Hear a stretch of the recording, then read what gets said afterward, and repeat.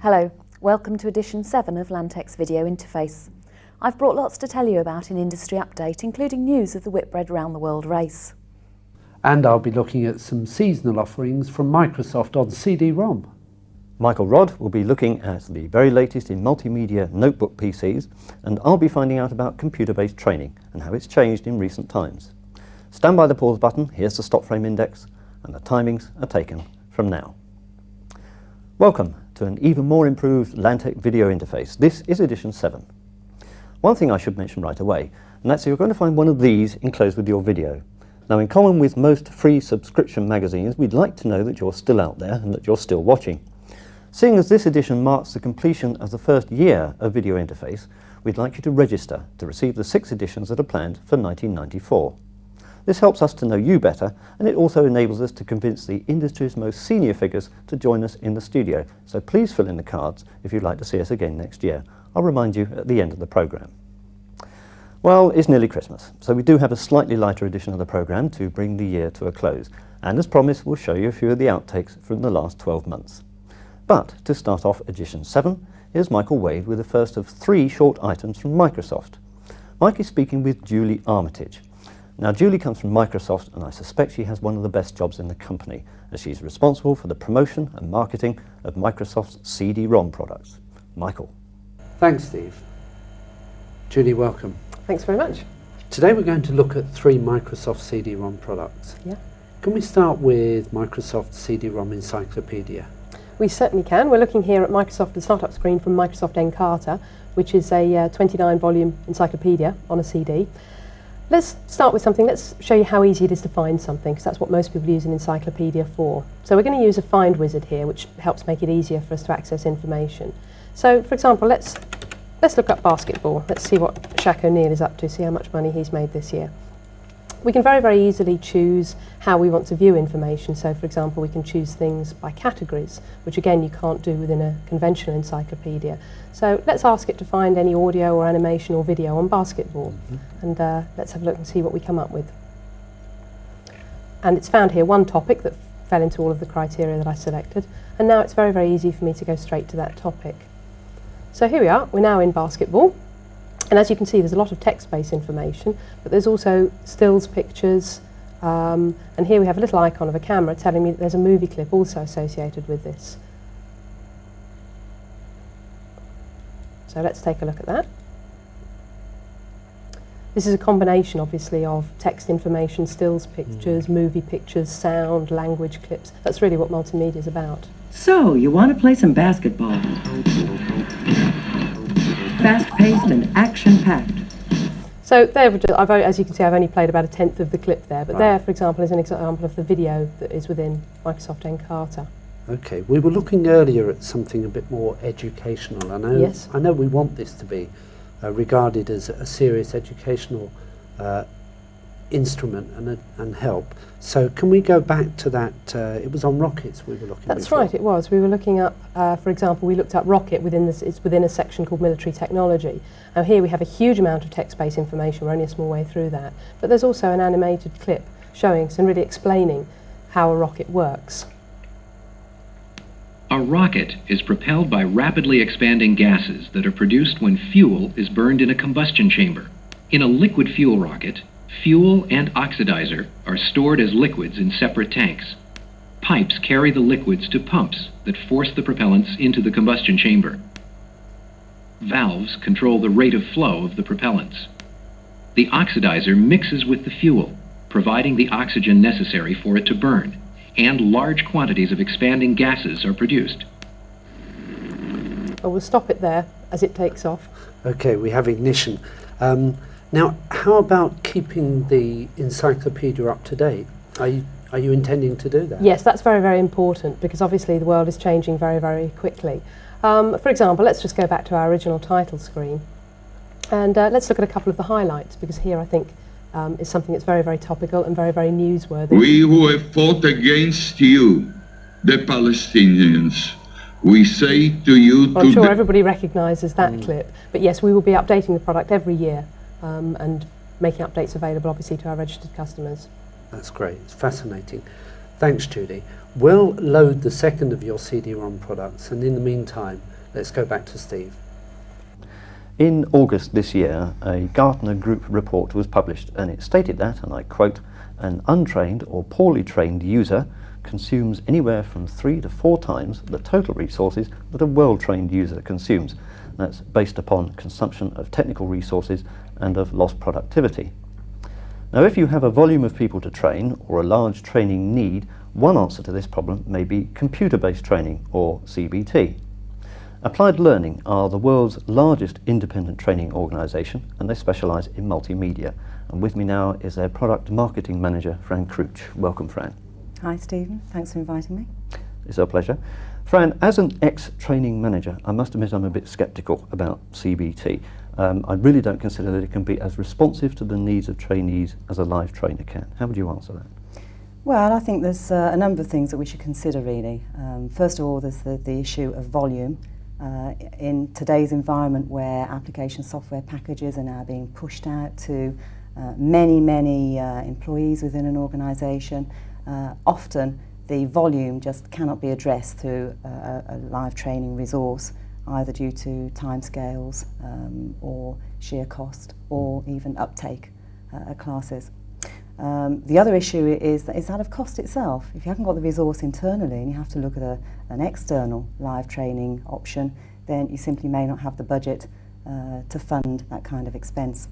But of course, whatever it is you're spending on training, if it's not doing the job for you, then it's not worth the expenditure. And we would consider that multimedia or CBT approach to training is far more learning effective, due to it being actually more responsive than a live tutor to individual learning styles and the needs of individuals. So it enables, for instance, an individual to work in private, to be able to go over material as many times as they need without feeling inhibited, to be able to refresh at a time when they need to, and of course to practice in a simulation mode. And multimedia offers the ability for work support to be provided back at the workplace, maybe through a networked approach or through having the standalone package available on the user's desk. Okay, I can't believe though that you're advocating that a corporate organisation should banish all its trainers to the Outer Hebrides somewhere and just fill a room with PCs and CD ROM discs. No, we wouldn't be advocating that at all. You'd be pleased to know. But it does depend on the organisation itself. It depends on the resources available to it. It depends on their culture.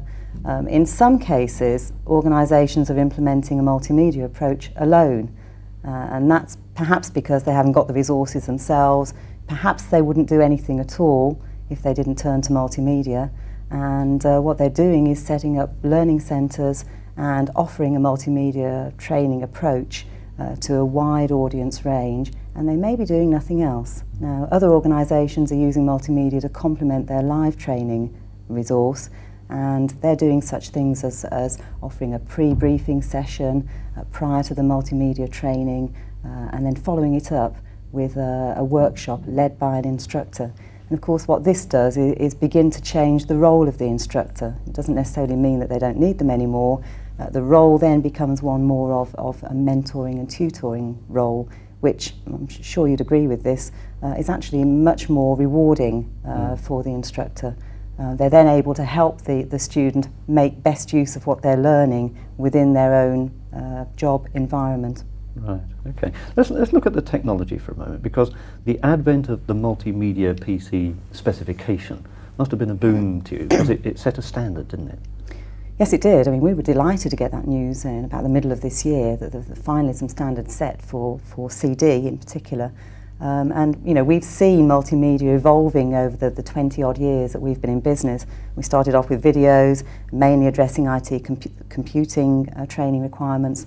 Then the move to computer-based training, either being delivered through the PC or via the mainframe. And then we pioneered video disc, a 12-inch laser disc, incorporating image and sound. And about 3 years ago, we started developing CD ROM material for PC skills. And what's happened now, of course, is with the MPC 2 level standards having been set, is that we know that we can invest in developing future products. We know that the standard will support moving image, which is something we will be including in future products. And for the user or the organisation themselves, they know that their investment in multimedia PCs now will support the future developments of CD products. So it's a win-win situation. Of course, the more of those PCs that are out there, then the better it is for us. We're able to develop more product and to invest in product development. Right. Talking about investment, isn't CD ROM a very expensive medium to work in, especially when you consider that if you're teaching a computer application, that product that you're making may only have a shelf life of 5 months, which is the gap in time between software releases these days. Yeah, it's a good point. That the application software package does only have a short life, but then you have a short window within which you want your users to become proficient and to understand or pick out the relevant bits of what is actually rather overwhelming functionality.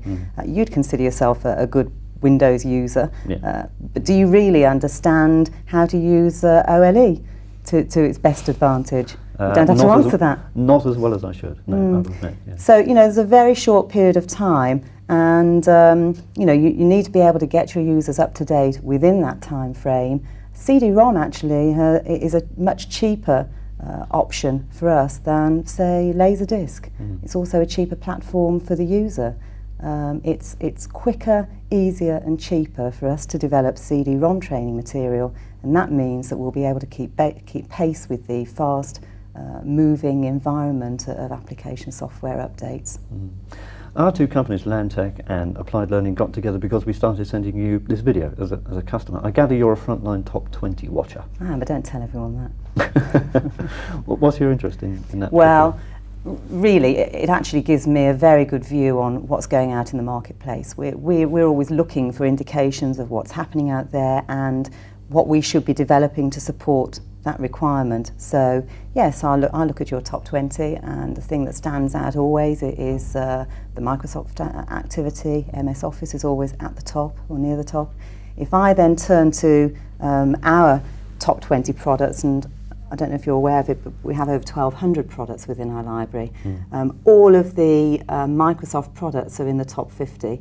All of the MS Office products are up there. Word is number 9 this month. And when we track movement of products each month in the same way that you track application software packages, so it's a very good indicator to me that we're on the right tracks and we're delivering what the marketplace requires. Okay, but not all your 1,200 products, and I suspect I'm giving you the opening to put in a plug here, they're not all computer products, are they, or teaching computer skills?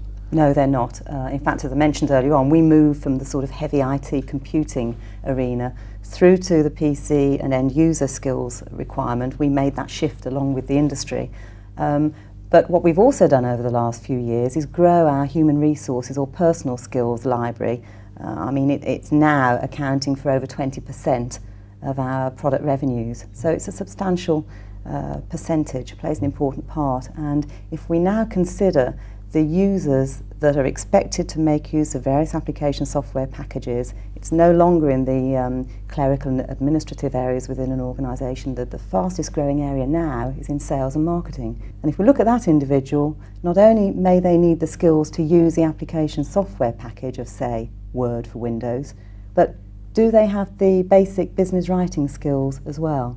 So if we can offer a course, which of course we can, in business writing, then doesn't this offer more sort of all-rounder package of training, again, through the multimedia PC. And helps repay the investment in that technology to start with. Exactly, exactly. Okay.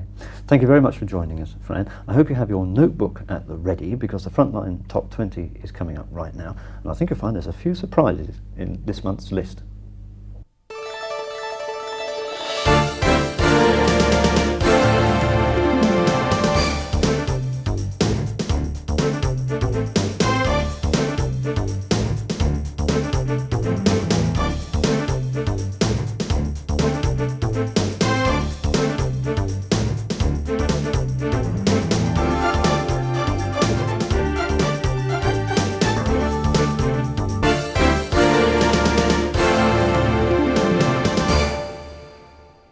If your children are anything like my daughter Rosanna, then 1993 has been the year of the dinosaur.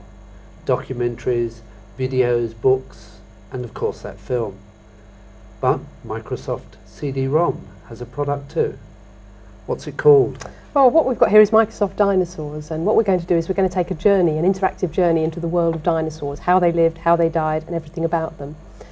As you can see here, we could take a guided tour, which is great for children or anyone going into the product for the first time, but I know my way around a little bit, so let's have a look at the timeline. The period that everybody seems to be talking about is the Jurassic period. So we can see here it was only a very, very short time span actually in the life of the whole dinosaur sort of thing. So let's take a look at Stegosaurus, shall we? And here we are, you can see very, very quickly we've got everything we need to know about the Stegosaurus. If we're not sure how to pronounce it tells us, particularly with some of the more complex names. We can also find out anything we might want to know about the Stegosaurus. For example, we can find out solar-powered animals. Tells us all about that. We can actually look and find out about his skeleton, so people can relate what they've seen, for example, in the Natural History Museum to what they see on the screen. In fact, we've got loads of information about the dinosaur, and there's over 200 dinosaurs within Microsoft Dinosaurs for you to access information on in a very, very easy-to-use way. Now, in the previous product, we had some video animation. Do we have that here? We certainly do. We have dinosaur movies. Well, let's have a look at one of those dinosaur movies now. We'll start by taking a look at The Hunt.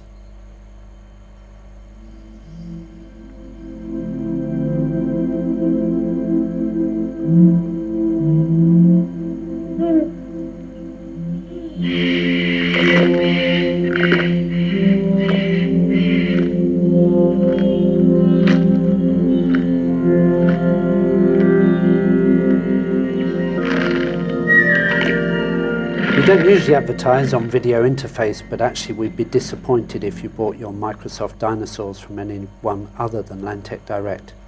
So give us a call. The number's on the screen. Another great product. Julie, thanks very much. And now over to Alison for the industry update.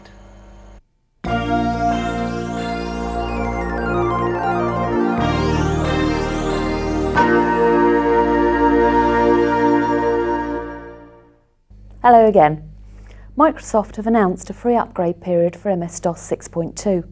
If you purchase version 6 after the 14th of September, you can obtain version 6.2 free. This is what you do.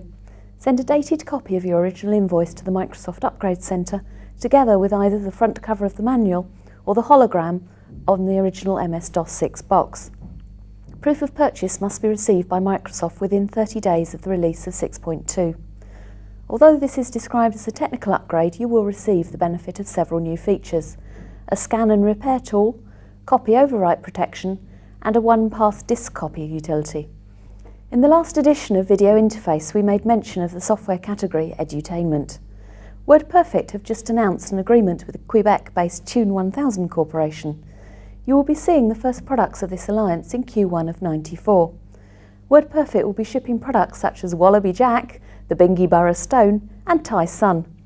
These will all be featured in Main Street, WordPerfect's consumer products line. If you haven't heard of Main Street, you will do soon, as WordPerfect are putting a lot of weight behind their entry into the home, school, and small business marketplace.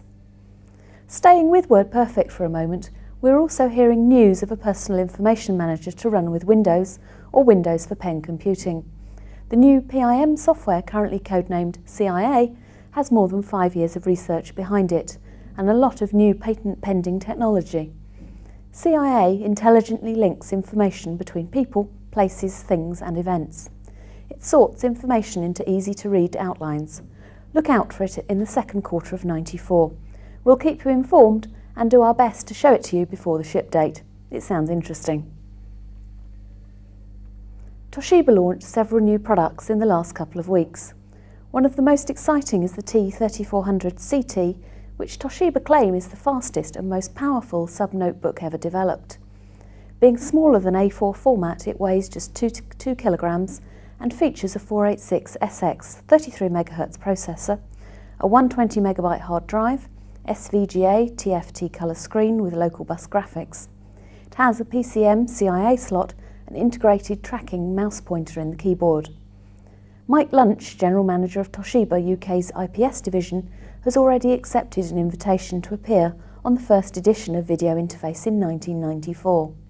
Doubtless we'll be talking to him about these new machines and Toshiba's plans for the future. A keen sailor, Mike will also be showing us some of the technology involved in tracking and communicating with competitors in the Whitbread Round the World race. As we donated time, expertise and equipment by configuring systems and installing networks for the Whitbread race organisers, we feel a certain proprietary interest in the event and have been watching carefully the progress of the boats, especially Tokyo, the Toshiba-sponsored entry. The Whitbread fleet is well into Southern Ocean conditions with regular sightings of icebergs and grey, cold days. The boats are all starting to head north towards Prince Edward Island and to benefit from stronger winds. So far, Tokyo is showing fast times, being currently in second place in its class, with 4,743 nautical miles left to go. In the February edition of Video Interface, we'll be bringing you news of the second leg results, and an item on the technology involved in automatically plotting the boat's positions by satellite, and rebroadcasting these to the other crews and around the world. By February, when Video Interface Edition 8 is released, we'll have pictures from the second leg and plenty of tracking data to show you just how the systems work. Incidentally, if you're interested enough in the race to want to keep up to date with the latest news, you can receive a 12-hourly update by fax from the race organisers. Dial 0489 799 747 on your fax machine and hit the poll or receive button. You will receive back the current positions, news from the yachts and a map showing the latest positions. ESP have announced Remark, a clever product which allows users to embed voice messages within documents. This may not seem particularly new or exciting until you realise just how it's done. If a user wishes to add a voice message to a Windows document, they select Insert Object via OLE, which triggers a remark to order the PBX telephone system to dial the user, who, on picking up the phone, can record a message that is digitised and stored on a special voice server PC attached to the LAN. The result is a telephone icon embedded in the document. Now, when it's received, the recipient can hear the accompanying message by double-clicking the icon. His or her phone rings and the message is replayed. It's a clever idea because it doesn't require every PC to be equipped with sound cards, microphones and speakers. Incidentally, it's also a development that Lantec have been predicting for some time, the closer merging of the PC and the PBX telephone system. As you've already discovered, we're looking at Microsoft Leisure products in this edition of Video Interface. It's good, therefore, to see that Microsoft have just announced a CD ROM containing large sections of the collection of London's National Gallery, with entries showing the works of Leonardo da Vinci, Michelangelo, Titian, Holbein, Rembrandt and Van Gogh. The pictures are high-quality colour reproductions made from the National Gallery's own photographic records. It's called Microsoft Art Gallery and it's available now. Viewers of Video Interface living in the London area may have heard Lantec advertising on Capital Radio recently. We were recruiting systems engineers and a 30-second commercial was recorded at Capital Radio. Of course, we wouldn't use anybody other than our favourite presenter to do the voiceover. The campaign was a great success and several new employees will be joining us shortly. Many of our customers will, no doubt, be meeting them in the future.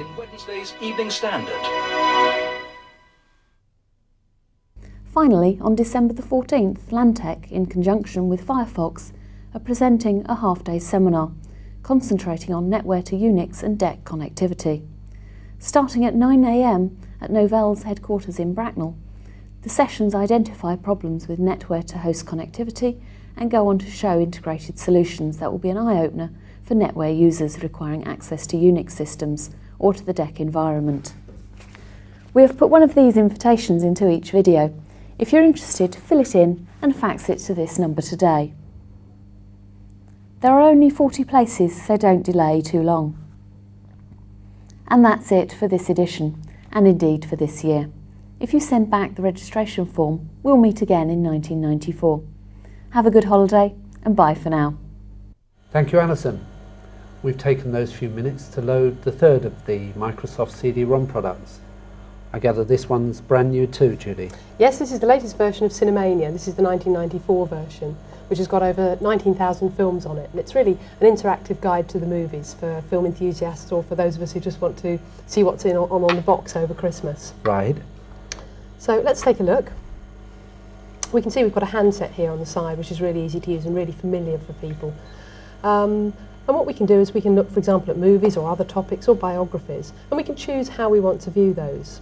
So there's bound to be a lot of Humphrey Bogart films on over Christmas, aren't there always? So let's just ask it to find all of the Bogart films. And here, very, very quickly, it's found 70 Bogart films, so there's quite a lot. The classic one, I think, has to be, well, it's my favourite anyway, is Casablanca. Right. Right, and here we are in Casablanca, and we can either look at a full review, a synopsis of the plot, it tells us everything about that. We can actually see the cast list, and anything in blue, it means we can go to the biography, the credits. We've even got a still clip and a dialogue clip. Here's looking at you, kid. Very famous clip, that one. And in fact, we've got a clip actually of Casablanca of the film. And when two lovers woo, they still say I love you. On that you can rely. No matter what the future brings as time goes by. Sam, I thought I told you never to play.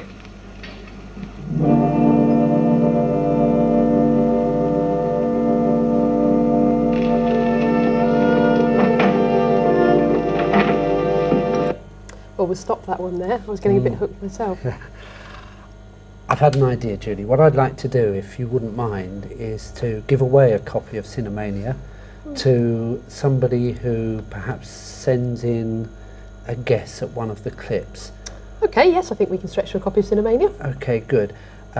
If you could be searching for a clip that we're going to have trouble guessing, Right. I'll explain. What we could do is ask you please to write the name of this clip on the very top of your registration card. We'll pick a winner, and that winner will receive a copy of Cinemania 94. An extraordinary idea is creeping into my mind. A masterstroke. I'm suddenly very intelligent. Probably comes from making love to that French girl last night. I'm subtle. I'm even profound. Oh, I'm so profound, it's making my head spin. Right, we won't give too much more of that away. Judy, thanks very much for showing us those three products today. I understand Microsoft are very serious about CD ROM technology. Yes, that's right. We're going to be bringing out a whole range of great products for the home that are fun, that are exciting, and that really make computing easier and more enjoyable for all the family. Well, thank you very much for coming in to see us today. You're welcome. And now, over to Michael Rodd for the Rodd Report.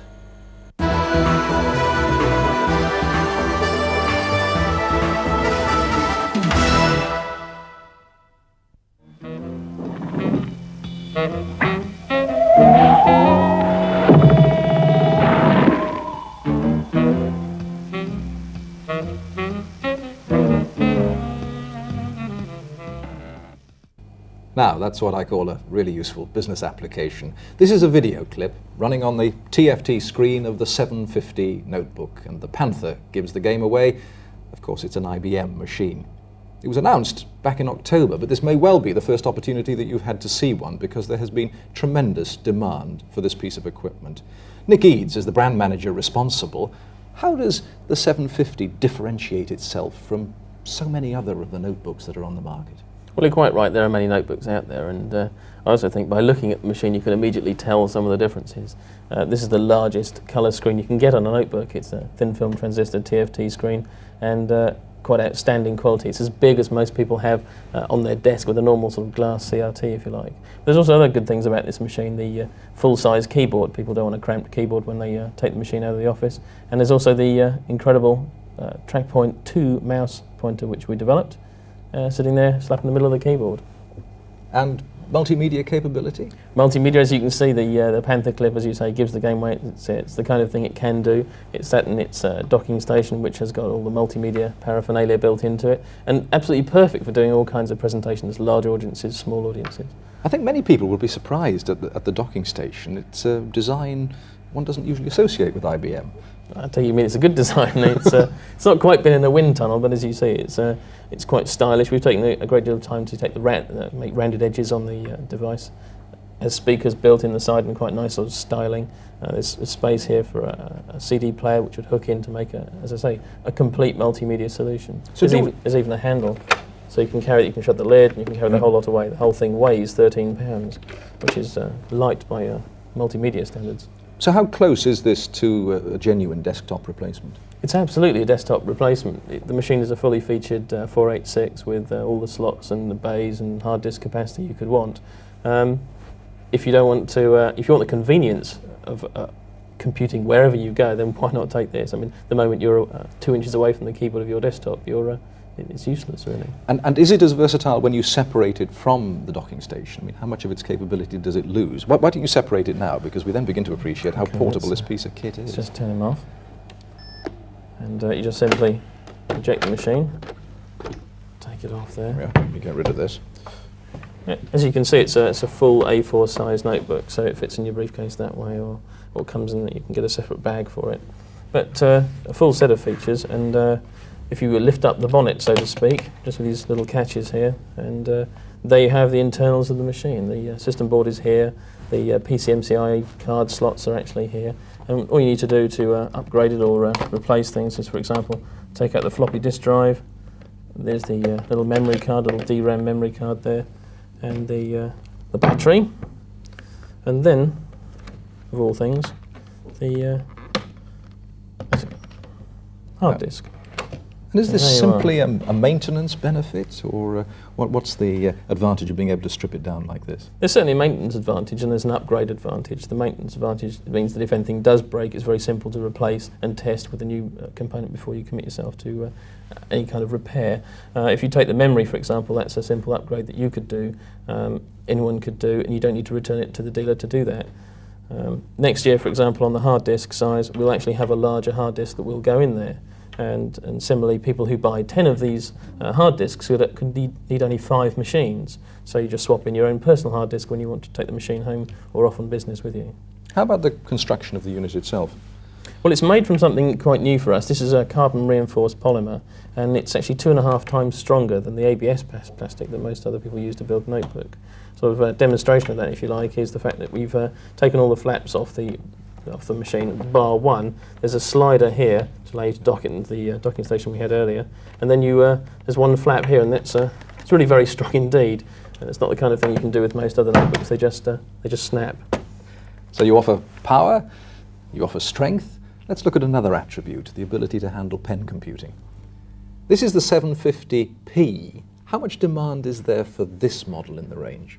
There's certainly quite a lot of interest, and there's some demand there too for this product from companies, corporations, individuals who are keen to understand pen computing, look at their applications and their environment with respect to those applications, and develop something that's actually a bit more useful than just a straightforward portable computer. But many people will remember we looked at pen computing 6 months ago, and I think lots of people still feel that it's a solution looking for a problem. It hasn't really found its niche yet. It's certainly that way if you don't think laterally, and there are many, as I say, corporations who have actually had a bright idea, decided to use it slightly differently, and are getting a lot of success out of that. Pilots are turning into projects, are turning into major rollouts. So how are people getting benefit out of kit like this? Well, out of this particular machine, which as you see is a hybrid machine, it's both a pen machine and a normal notebook. It also features this screen mechanism, which we can turn over. 2 little clips here. The screen turns over and then comes down on top of the keyboard. Now, this gives you significant advantages. I can, for example, take notes and just write in there and leave those as straightforward scribblings, if you like. And then during the meeting, we can take more notes. What I don't have is the barrier of a screen between you and me, and you have absolutely no idea what I'm typing.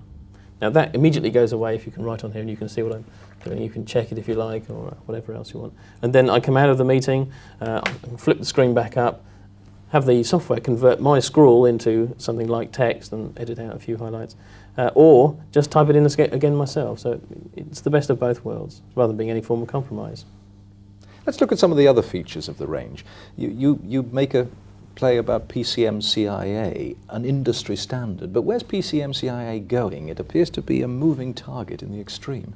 PCM-CIA is a very interesting and very important area for the computing industry, certainly on the PC industry as a whole. We have it in a desktop machine, we have it in portable machines, we're going to have it in more handheld machines and all kinds of fancy gadgets next year. People are worried about the software compatibility, and this machine runs the latest level of the PCM-CIA software drivers, so it's very good. And there's some stuff coming next year, so you can allow plug and play. You can plug in the modem, for example, it will start the modem-based application, your telecommunications application, or you plug in the LAN card and it will start your LAN applications. So it's getting smarter. I think people have to be very careful about which version they're actually buying from.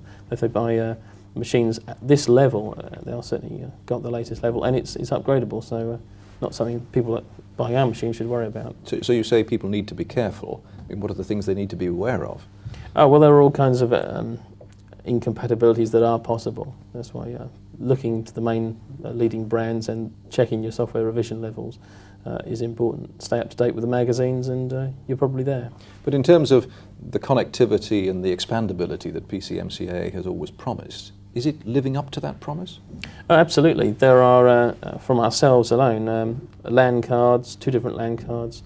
That's token ring, Ethernet, a 3070 mainframe connection card, a card for connecting to our AS400s, modem cards of various speeds, a hard disk drive which you can plug in up to 100 megabytes.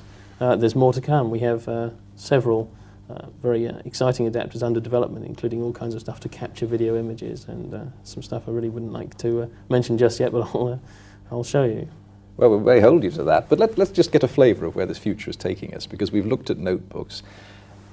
Personal digital assistants, even smaller devices, are now what many people are looking for. How does IBM see the future of portable computing? We're taking a very long look at that, because it's very easy to take levels of technology, make them smaller, but you also compromise a great deal. You miss things out. It doesn't perform like a desktop or anything else you're normally used to. So 1994 will be a good year for us, because I think we'll be bringing the products to market that are actually no compromise machines, full function machines, but will either go into a smaller briefcase or take up less space in your current briefcase, or even go in your pocket. And there's some stuff you may have seen going on in the States at the moment that combines a cell phone with a PDA, if you like. The day of the office is almost over, I feel. Absolutely. Start selling your office space shares now. Nick Eads, thank you very much. Thank you, Michael. And that's almost it for edition 7 of Lantec's video interface. And as I said earlier, this brings our first year to a close. We hope you've enjoyed and hopefully profited from the information we've brought you over the last 12 months. When we produce these videos, we tend to work from edition to edition and lose sight of the numbers of products we've shown you, often, I might add, before any other medium, and the numbers of senior industry figures we've spoken with on your behalf. Before we leave you, here's a brief video index, a rundown of the people and products you've seen if you've been with us right from the beginning.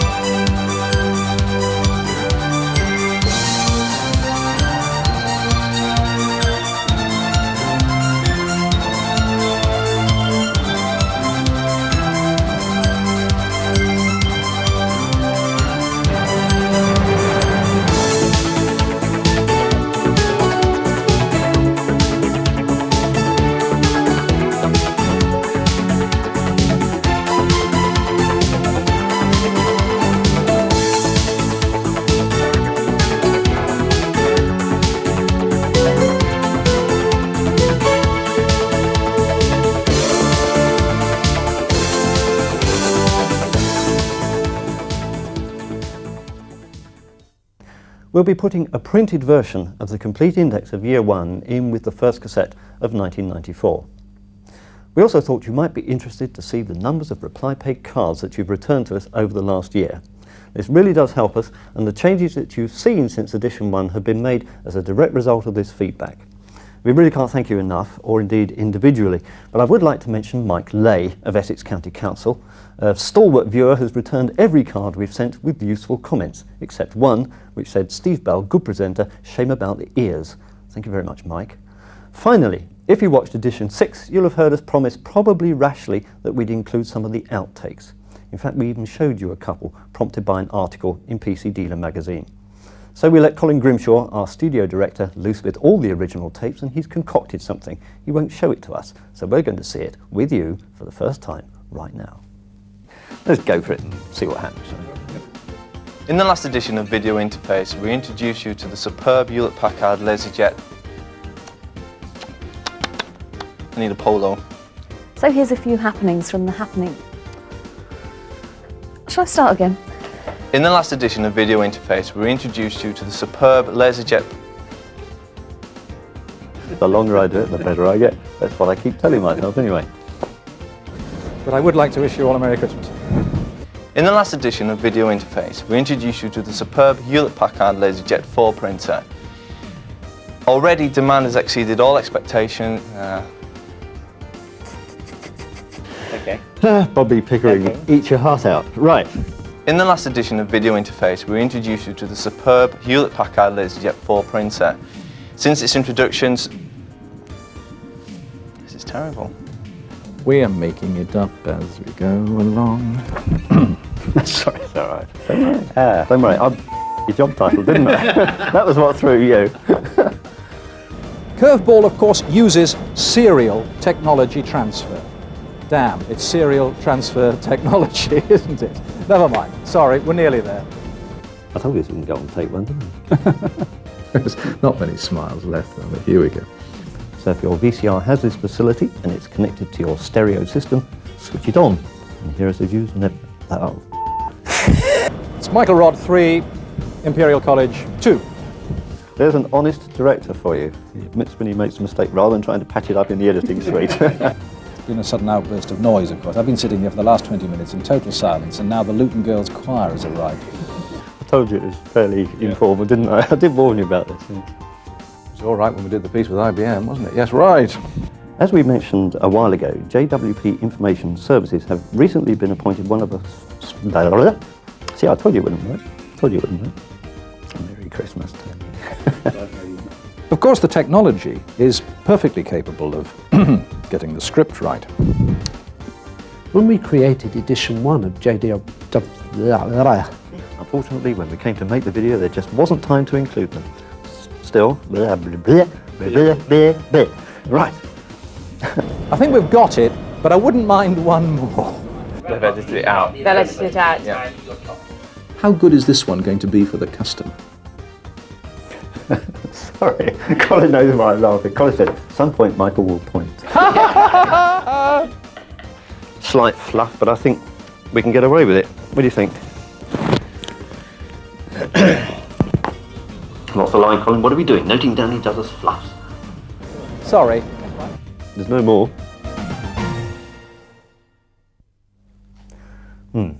Well, that really is it. We'll be back on the 4th of February, providing you return the registration card. Do it now while you think of it. Have a great holiday. Cheerio for now.